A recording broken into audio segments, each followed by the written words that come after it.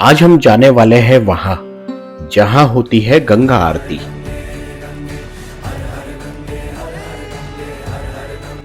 जहां वर्षों तक ऋषि मुनियों ने तप किया और वहीं समाधि ली। आज भी लोगों का इस स्थान पर अटूट विश्वास बना है।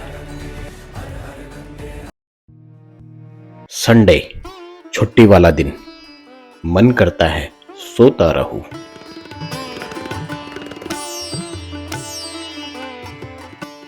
लेकिन देखा जाए तो सबसे ज्यादा काम संडे को ही होते हैं।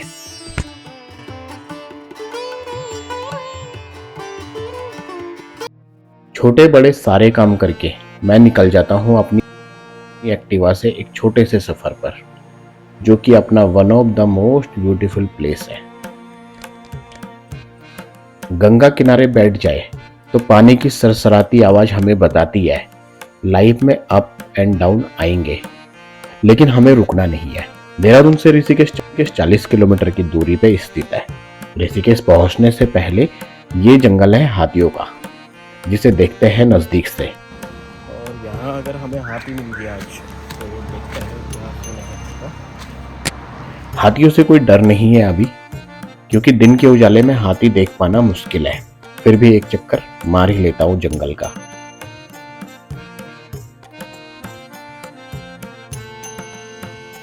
कोई भी नहीं मिला जंगल में, तो गाइस चलते हैं आगे के सफर पर।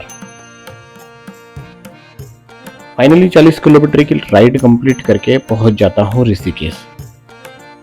ऋषिकेश को धार्मिक दृष्टि से देखा जाए तो मां गंगा और उत्तराखंड के 4 धाम का मुख्य पड़ाव के साथ हेमकुंड, वैली ऑफ फ्लावर, कहीं की भी यात्रा करनी हो तो ऋषिकेश पहुंचना जरूरी है।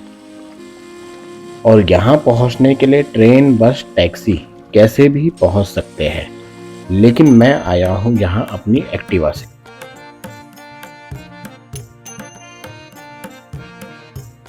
चलते हैं ऋषिकेश की एक ऐसी लोकेशन पर जहां के बारे में ज्यादा एक्सप्लेन न करके डायरेक्ट पहुंच जाता हूं। जैसे ही मैं इस जगह पर पहुंचता हूं तो देखता हूं कुछ लोग गंगा किनारे पानी की लहरों का आनंद उठा रहे हैं, तो कुछ लोग गुमसुम से बैठे हैं। ये सब नज़ारे देखने के बाद मैं भी बैठ जाता हूँ और सामने है गंगा मैया और लक्ष्मण झूला। 3 से 4 घंटे बैठे बैठे कैसे निकल गए पता भी नहीं चला।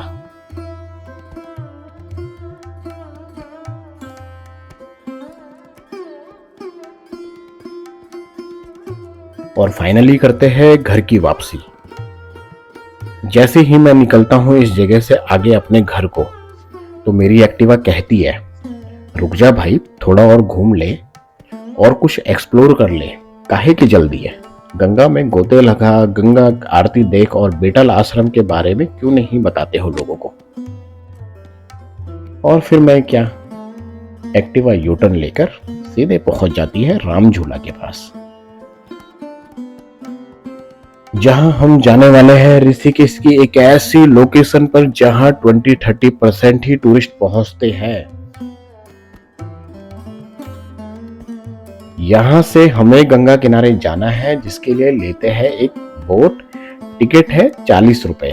टिकट लेने के बाद जैसे ही हम बोट के साइड चलते हैं तो एक गजब का बंदा हमें मिलता है और हमें रोक लेता है और कहता है थोड़ा कम कर दो ना, 600 रुपए में। एकदम कम से कम ही है यार भाई, 600 रुपए तो सिंगल आदमी का एक आदमी का पड़ता है 12। क्या कर ले, 600 रुपए में दोनों चल ले। ये क्या लिया अभी? तो ये वाला ले लिया ना हमने। ये तो वापसी हो जाएगी, ये तो 40 रुपए में उस पार छोड़ देगी, फिर पैदल आना पड़ेगा जाता है। अब बिटल आश्रम कहाँ पे होगा भैया? बिटल आश्रम तो उस तरफ है, जब तक जाओगे बंद भी हो जाएगा अभी 3 बजे। हाँ 3:30 बजे बंद हो जाता है, सुबह 10 बजे खुलता है। तो हम तो बिटल आश्रम के लिए आए थे अभी। वो तो बंद हो जाएगा जब तक पहुंचोगे। वो पुल है, पुल से भी एकदम लास्ट में जाना पड़ेगा, कोने में जंगल में। काफी दूर है मतलब। हाँ यहाँ से कम से कम टाइम कितना हो गया देखो, टाइम देखो, टाइम कितना हुआ। अगर रुके हो तो कल चले जाना बिटल आश्रम सुबह मॉर्निंग में 10 बजे के बाद। सुबह 10 बजे बाद? हाँ 10 बजे। अभी राफ्टिंग कर सकते हैं। अच्छा, गाइड बैठा होता होगा उसमें राफ्टिंग में ना? हाँ बता देता वो सारी। अरे 2 लोग आप रहोगे, 5 लोग और रहेंगे, 2 हमारे गाइड रहेंगे भैया। फिर मुझे पता चलता है यहाँ भी दो टाइप के गाइड मिलते हैं, जैसे आपको हर जगह मिलते हैं। कुछ लोग अच्छे होते हैं, लेकिन कुछ लोग कैसे मिल जाए कुछ पता नहीं चलता। अब डिसाइड हमें करना है कि सही क्या है और गलत क्या है। हम बोट पर पहुंच गए। नज़ारे कुछ ऐसे हैं। ये है इस बोट के पायलट जो हमें गंगा किनारे ले जाएंगे।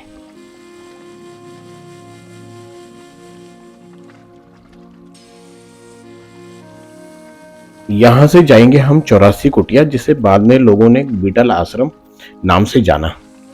बीटल कौन थे बताते हैं आपको। बीटल जिनके भारत आने से संसद में बवाल मच गया कि इंग्लैंड के बीटल्स ऋषिकेश के जंगल में क्या करने आए हैं। कहानी बहुत लंबी है, आगे की कहानी बीटल आश्रम पहुंच के सुनाते हैं।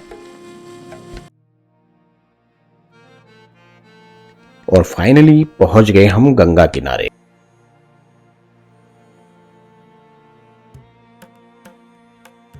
गंगा किनारे पहुंचते ही कुछ लोग ट्राइपॉड कैमरा देखकर कहते हैं, वहां जाएगा फिर इधर आएगा। बस 40 रुपए में इतना ही तो मिलेगा भाई।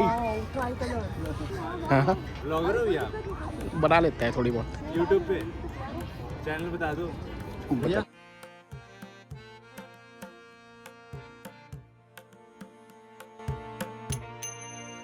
यहां से 1 से 1.5 किलोमीटर का ट्रैक है जिसे हम पैदल ही कंप्लीट करेंगे। इस मार्केट में खादी का बहुत सारा स्टॉक है और इसी मार्केट में ऋषिकेश की बहुत सारी लोकल चीजें मिलती है। भीड़ बहुत है तो रिक्शा लेना ठीक नहीं था, इसलिए हम पैदल ही चले तो बेहतर है।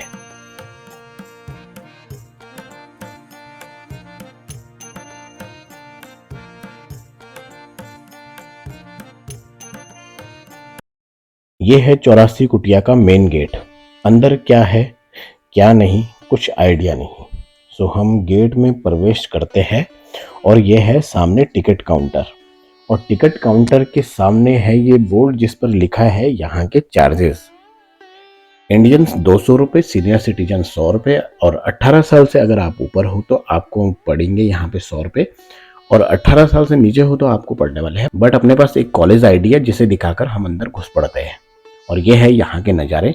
ग्रीनरी गजब की है। इसके ऊपर एक गेट और है जहाँ पे चलते हैं और देखते हैं कि वहाँ पे क्या होने वाला है। कुछ भी पता नहीं चल रहा है कि यहाँ लोग भी आए हुए हैं। बहुत कम लोग दिख रहे हैं। और मेरे सामने एक बड़ी सी बिल्डिंग बनी है।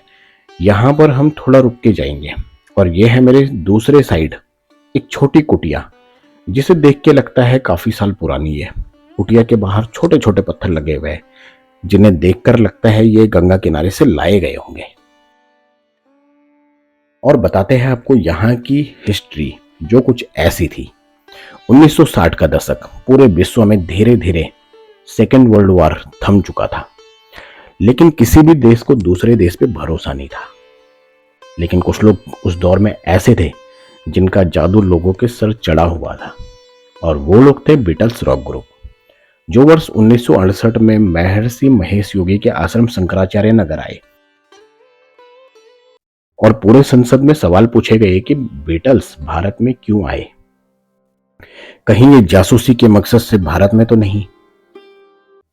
फिर कई एजेंसी दौड़े भागे ऋषिकेश पहुंचती है और पता करती है कि ये लोग यहां करने क्या आए हैं। फिर रिपोर्ट में लिखा होता है ये कुछ पागल लोगों का ग्रुप है जो अपनी नाभि की तरफ देखते हैं, सांसें अंदर खींचते हैं और बाहर छोड़ते हैं। इनसे कोई खतरा नहीं।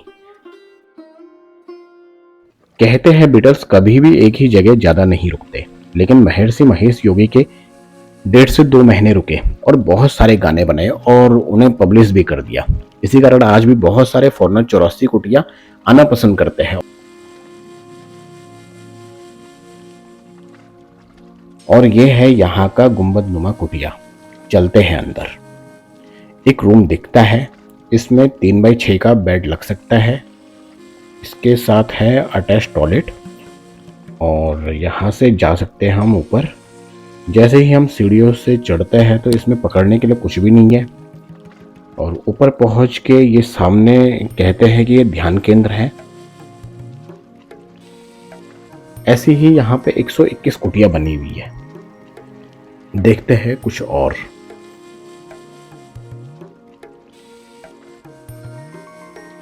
सेम है, अटैच टॉयलेट, 1 रूम और ऊपर जाने को सीढ़ियां। थोड़ा सा टफ तो है ऊपर जाने के लिए। और ये है यहाँ पे ध्यान केंद्र, लेकिन इस कुटिया की थोड़ी हालत और खराब है। और यहां से बाहर निकल गए हम।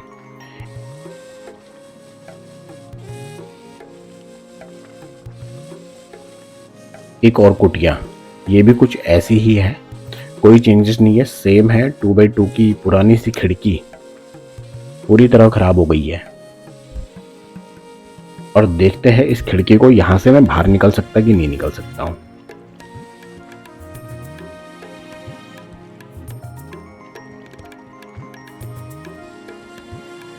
पूरा हरा भरा एरिया है, लेकिन मैं जहां तक देख पा रहा हूं इस 84 कुटिया को टिकट 100, 200 और 1200 तक है।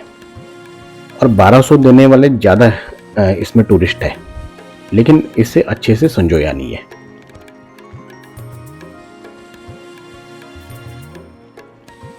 ये जगह है महर्षि महेश योगी, जो कि यहाँ के फाउंडर, जिन्होंने ये पूरी 84 कुटिया को बनाया था और यहीं ध्यान लगाते थे। कई बार बीटल्स भी उन्हीं के साथ यहीं ध्यान करते हैं।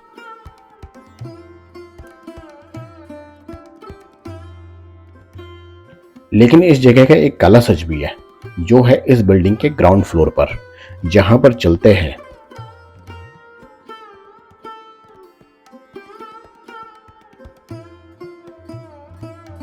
पूरे रूम में अंधेरा हुआ है। और यहीं महर्षि योगी ने मिया फेरा के साथ छेड़छाड़ की। और भी लड़कियों के साथ महर्षि महेश योगी के संबंध बताए गए हैं, जिसको बाद में पूरी तरह खारिज कर दिया और बोला गया ये सब अफवाह थी।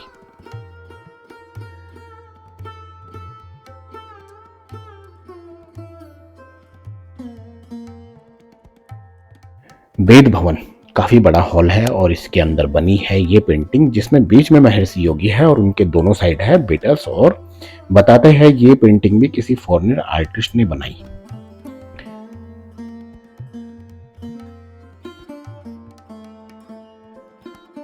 ये क्या लिखा है?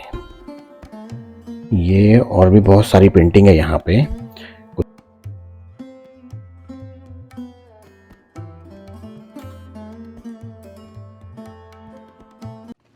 अब चलते हैं यहाँ की लाइब्रेरी कहे या ध्यान केंद्र, हॉस्टल, जहां पर उस दौर में टूरिस्ट रुकते थे और ध्यान करते थे। पूरा भूतिया बंगला जैसा है, रात को कोई गलती से रुक जाए तो उन्हें बीटल्स दिख जाए। दरवाजे सड़ गए, खिड़कियां है नहीं, पूरा खंडर बन गई बिल्डिंग।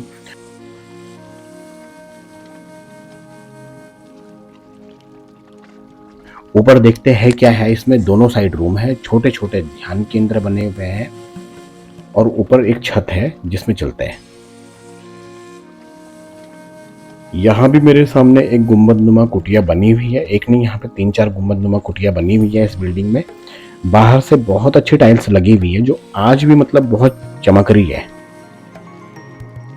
और अंदर क्या है इसके, ये भी देखते हैं। सीधे छत दिखती है दोनों साइड, जो सीधे ऊपर खुलती है। और ये है इसके ऊपर जाने की सीढ़ियां। अमेजिंग इंजीनियरिंग रही होगी उस टाइम में ऊपर चल। पहले मैंने कैमरा स्टैंड पे जैसे लगाया, तो फिर मैं ऊपर चढ़ता हूँ सीढ़ियों से। और जब सीढ़ियों से ऊपर जाने के बाद जहाँ पे ये सीढ़ियाँ एंड होती है, भाई लोगों बिल्कुल भरोसा नहीं कर सकते हो उस टाइम की इंजीनियरिंग में कि कैसे लोग रहे होंगे जिन्होंने ये बनाया। कैमरा होता तो सामने से दिखा पाता, लेकिन बताता हूँ आपको ऐसे ही। जैसे आप सीढ़ियों से ऊपर आओगे तो देखोगे कि सेंटर में एक होल है और उसके अंदर जाने पर वहां रह सकते हैं। नीचे किसी को पता ही नहीं चलेगा कि कोई है अंदर। दुनिया की भीड़ भाड़ से कोई लेना देना नहीं, और अगर कोई ढूंढने भी आ जाए तो आदमी मिलेगा नहीं। ऐसी इंजीनियरिंग लगाई है यहाँ पे।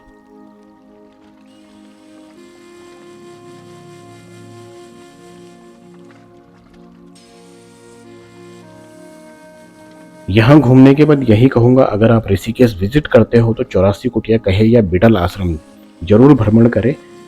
अमेजिंग व्यू है, फैक्ट है, मजा बहुत आने वाला है।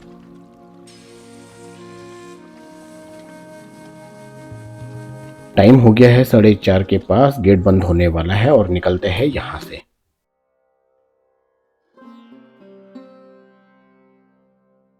पेट पूजा करता है राजमा चावल से।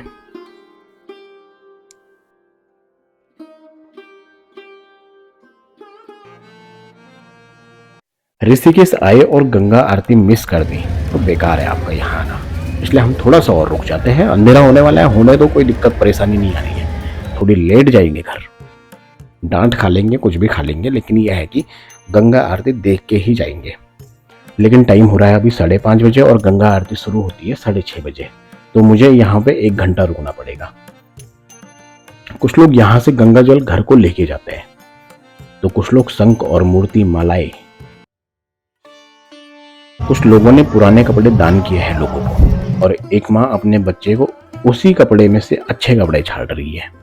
ये सब दृश्य है त्रिवेणी घाट के, जहाँ पे पूरी श्रद्धा से लोग पहुंचे हैं।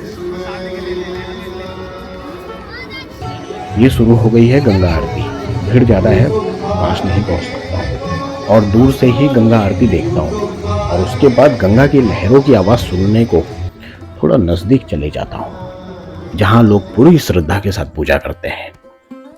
जहां मेरी नजर एक लड़के पर पड़ती है जो बड़ी शिद्दत से गंगा मैया की पूजा कर रहा।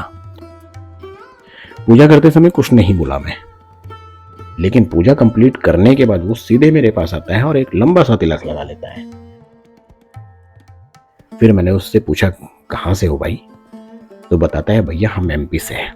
और भैया मैं जब से यहाँ पर आया हूँ उत्तराखंड में, मॉर्निंग से ही यहाँ का नेचर इतना शांत है कि मन किसी का भी कितना भी घबराया हुआ हो, कितना भी, वो ऑटोमेटिक शांत हो जाएगा। यहाँ के नेचर में इतनी शांति है ना, आपका कैसा भी मूड हो, आप कैसे भी माहौल में हो, चाहे आप गलत काम करने जा रहे हो या कुछ भी, आप यहाँ आके ऑटोमेटिक आप यहाँ शांत हो जाएगा मन, और आपका इतना स्थिर हो जाएगा कि आप कोई भी गलत विचार नहीं आएंगे आपको।